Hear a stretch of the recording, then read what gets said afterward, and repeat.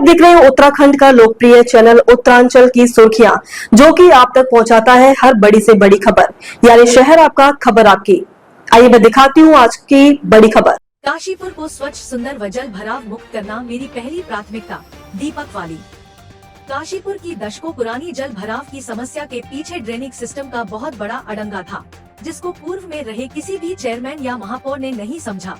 लेकिन जब से काशीपुर के महापौर दीपक बाली ने अपना कार्यभार संभाला, तब से उन्होंने काशीपुर की जल भराव समस्या को गंभीरता से लेते हुए छोटी से छोटी और बड़ी से बड़ी नालियों का चौड़ीकरण करना शुरू किया। इसके उपरांत गैबिया नाला, जिसके ऊपर लोगों ने अतिक्रमण कर नाले को पूरी तरह चौक कर रखा था, उसको महापौर ने गंभीरता से लेते हुए कई ट्रक प्लास्टिक और मालवा निकलवाया और गेबिया नदी को सुचारू रूप से साफ कर पानी निकासी सुचारू करवाई, जिससे शहर का अधिकतर पानी गेबिया नाले के चौक होने से उत्पन्न हो रहा था। एक सवाल के जवाब में महापौर दीपक बाली ने बताया कि वह काशीपुर के जल भराव की समस्या का समाधान अवश्य करेंगे।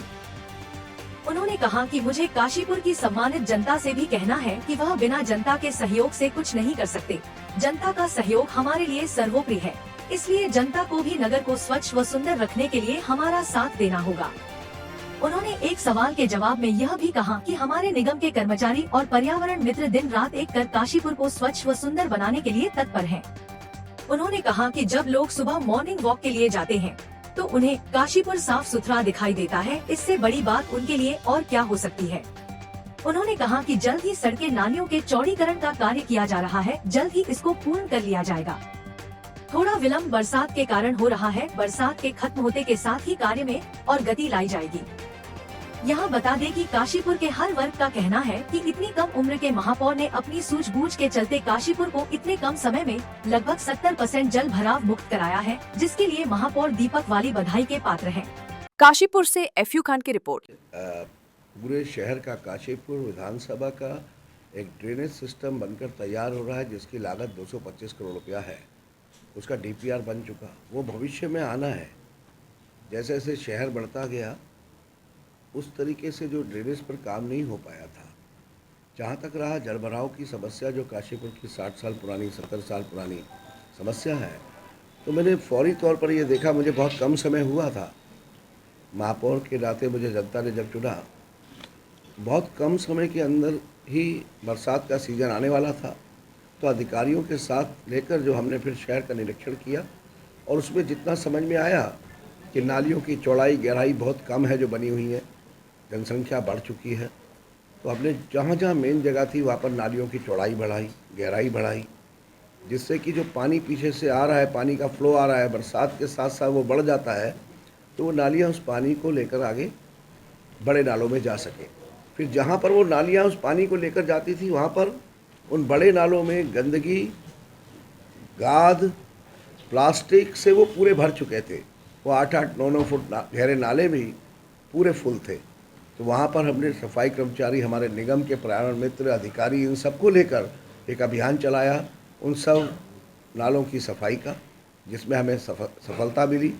लगभग हमने 200-250 डंपर से ज़्यादा उसमें से प्लास्टिक निकाला, और सफाई करने के बाद अब जो बरसात का पानी आता है, सुचारू रूप से नालियों से होता हुआ उन नालों में चला जाता है।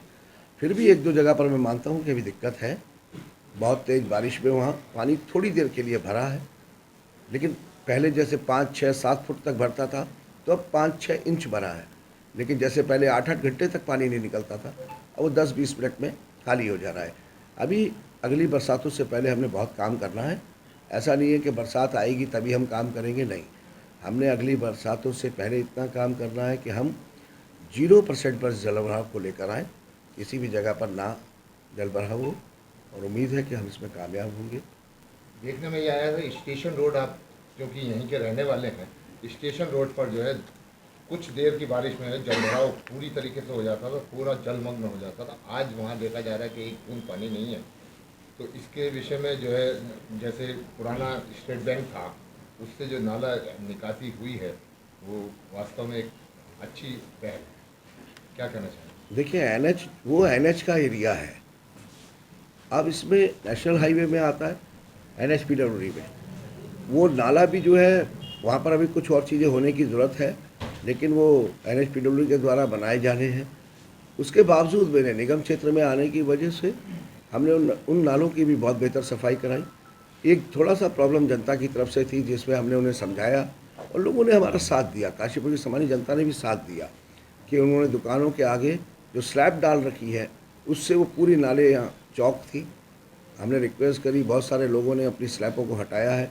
तो मैं अभी भी आपके माध्यम से यही कहना चाहता हूँ कि अगर जल भराव मुक्त काशीपुर को करना है तो इसमें जनता का सहयोग जरूर चाहिए होगा और वो अपनी दुकानों के आगे जो स्लैब पड़ी हुई है पक्की, उनको हटाकर उसमें वहाँ पर वो जाल डाले लोहे के, जिससे कि हमारे पर्यावरण मित्र अपने अधिकारी हमारे जाकर उनकी सुचारू रूप से उस जाल को हटाएं और सफाई करें आने वाले समय में भी, जिससे जल भराव ना हो। गैबिया नदी की बात की जाए तो वहाँ अतिक्रमण का थोड़ा सा प्रकोप था जिस तरीके से, तो वो क्या अतिक्रमण जो है हटाया जाए? देखिए, गैबिया नाले का हमने सफाई कराई और आज पूरी तरीके से जिस गैबिया नाले में बिना बरसात के तो पानी नहीं दिखता था क्योंकि वो कूड़े से पटी हुई थी, जैसे हमने उसको हटाया वहाँ पर दिख रहा है, बहता हुआ पानी भी दिख रहा है। बरसात होने के बावजूद आसपास की जो भी आबादी है वो किसी भी तरीके से उन्हें कोई नुकसान नहीं पहुँचा है।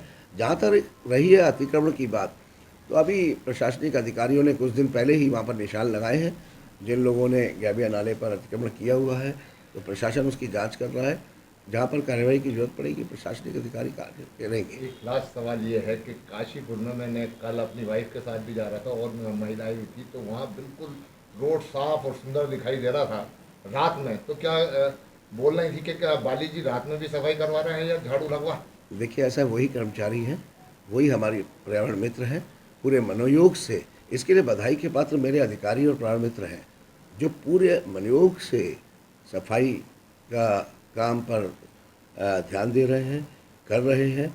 बस मेरे द्वारा ये ज़रूर अभी लगभग 1.5 महीने पहले निर्देशित किया गया था कि जो मुख्य बाज़ार हैं काशीपुर के जितने भी, वहाँ पर सफाई व्यवस्था को रात में किया जाए, क्योंकि दिन में बाज़ार खुले हुए होते हैं तो काम करने में भी अड़चन आती है।